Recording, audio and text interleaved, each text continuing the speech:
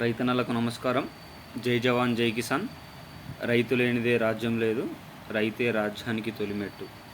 యావత్ తెలంగాణ రాష్ట్రంలో ఉన్నటువంటి 42 లక్షల మంది ఆసరా పెన్షన్ వాహులకు రాష్ట్ర కాంగ్రెస్ ప్రభుత్వం అదిరిపోయే శుభవార్తను తీసుకొని రావడం జరిగింది.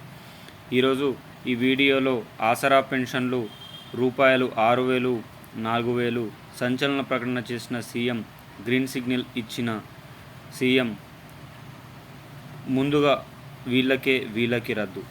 దీనికి సంబంధించిన పూర్తి సమగ్రమైన సమాచారం తెలియాలంటే వీడియోని పూర్తిగా చివరిగా ఎండింగ్ వరకు చూడండి.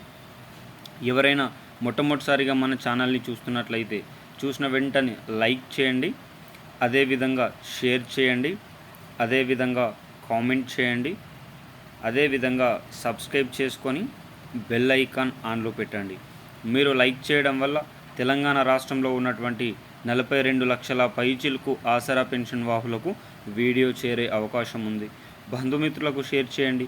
తద్వారా వారు ఆసరా పెన్షన్లకు సంబంధించిన పూర్తి సమగ్రమైన సమాచారం తెలుసుకునే అవకాశం ఉంటుంది. మీకు ఉన్న సందేహాలను కామెంట్ రూపంలో వ్యక్తీకరించండి. దానికి సంబంధించిన అంశంపైన 1 లేదా 2 గంటలు సమయం కేటాయించి మీకు అవసరమైన సమాచారాన్ని మీ ముందుకు తీసుకొని వచ్చే నా వంతు ప్రయత్నం అయితే చేస్తాను. సబ్స్క్రైబ్ చేసుకొని బెల్ ఐకాన్ ఆన్లో పెట్టడం వల్ల తెలంగాణ రాష్ట్ర ప్రభుత్వం నుంచి కానీ, అదేవిధంగా ఆంధ్రప్రదేశ్ రాష్ట్ర ప్రభుత్వం నుంచి కానీ, కేంద్ర ప్రభుత్వం నుంచి కానీ ప్రభుత్వాలు ప్రవేశపెట్టే వినూత్నమైన ప్రజా సంక్షేమ మార్పులను ఎప్పటికప్పుడు సమయానుసారంగా, నిర్దిష్టానుసారంగా లోపభూయిష్టమైన సమాచారంతో మీ ముందుకు తీసుకొని రావడం జరుగుతుంది. తద్వారా ప్రతి ఒక్కరు కూడా ఈ ప్రజా సంక్షేమ పథకంలో నిమగ్నమయ్యే ఆవశ్యకత ఎక్కువ మోతాదులోనే ఉంది. ఇక ఆలస్యం చేయకుండా వీడియోలోని వివరాల్లోకి అయితే వెళ్ళిపోదాం.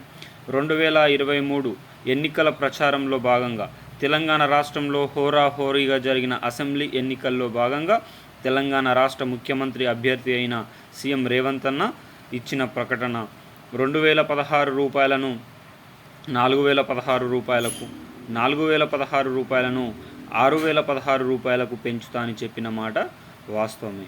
రాష్ట్రంలో డిసెంబర్ 9వ తేదీన తెలంగాణ రాష్ట్ర కాంగ్రెస్ ముఖ్యమంత్రిగా తాను ప్రమాణ స్వీకారం చేసిన వెంటనే మొట్టమొదటిగా ఆసరా పెన్షన్ల పెంపుపైనే సంతకం పెడతా అని చెప్పిన రేవంత్ అన్న పెరిగిన ఆసరా పెన్షన్ల పెంపు మాత్రం కేవలం పత్రాలకే పరిమితం అయిపోయిందని చెప్పడంలో ఎలాంటి సందేహం లేదు. ఇలాంటి తరుణంలో రాష్ట్రంలో రానున్న ఎంపీటీసీ, అదేవిధంగా జడ్పీటీసీ, అదేవిధంగా గ్రామ సర్పంచి ఎన్నికల్లో తెలంగాణ రాష్ట్రంలో ఆసరా పెన్షన్ వాహుల యొక్క ఓట్లు కీలకం కానున్నాయి. దాదాపు 42 లక్షల పైచిలుక ఓట్లు ఆసరా పెన్షన్ల పెంపుపైనే ఆధారపడి ఉన్నాయని చెప్పడంలో ఎలాంటి సందేహం లేదు. ఈ 15 రోజుల్లో స్థానిక సంస్థలకు ఎన్నికలు వస్తున్న వేళ ఈ 2,016 రూపాయల నుంచి 4,016 రూపాయలకు, 4,016 రూపాయల నుంచి 6,016 రూపాయలకు పెంచే యోచనలో తెలంగాణ రాష్ట్ర కాంగ్రెస్ ప్రభుత్వం ఉన్నట్లు తెలుస్తుంది. అయితే ఈ ఆసరా పెన్షన్ల పెంపుపైన ప్రభుత్వం కీలక నిర్ణయాలు తీసుకోబోతుంది. ఇప్పటికే ఎవరైతే ప్రజాపాలన పథకంలో కొత్తగా అప్లై చేసుకున్నారో వారందరినీ కలుపుతూ ఎవరైతే ఫేక్ ఆధార్ కార్డ్ అనగా వయసు నిర్ధారిత పత్రం, తక్కువ వయసున్న వారు ఎక్కువ చేసుకొని ఆసరా పెన్షన్లు ఎవరైతే పొందుతున్నారో వారందరినీ తొలగించి ఈ ఫిబ్రవరి మాసంలోనే ఒక కొత్త లిస్టును ప్రభుత్వం విడుదల చేయబోతుంది.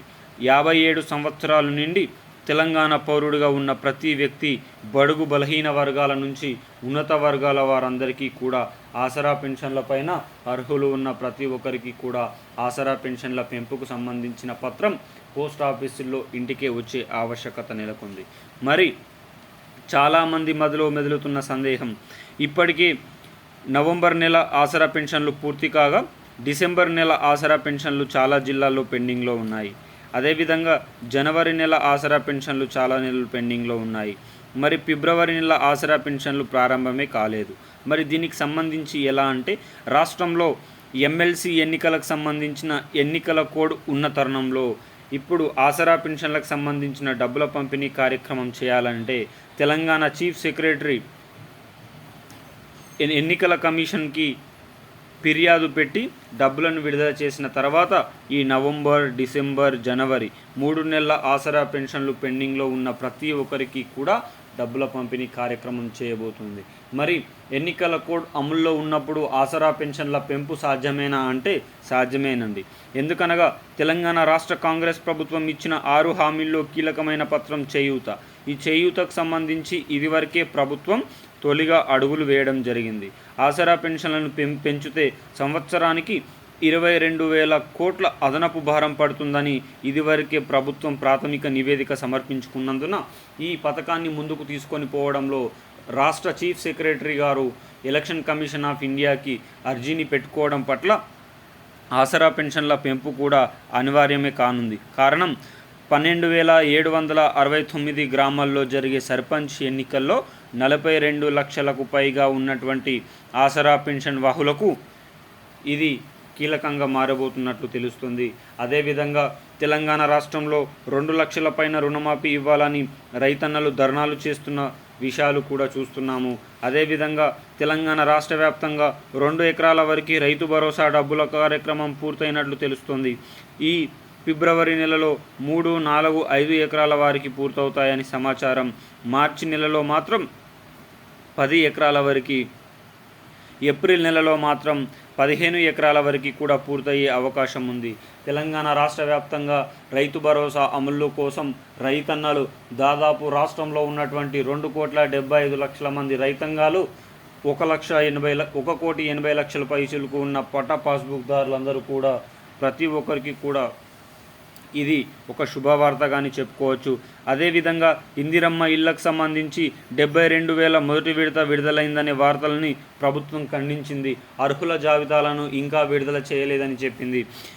5 సంవత్సరాల కాలానికి 21.63 లక్షల ఇళ్లను కల్పించాలని ధ్యేయంతో ఇందిరమ్మ ఇళ్లను 400 గజాల్లో ప్రభుత్వం ప్రారంభిస్తున్న సంగతి తెలిసిందే.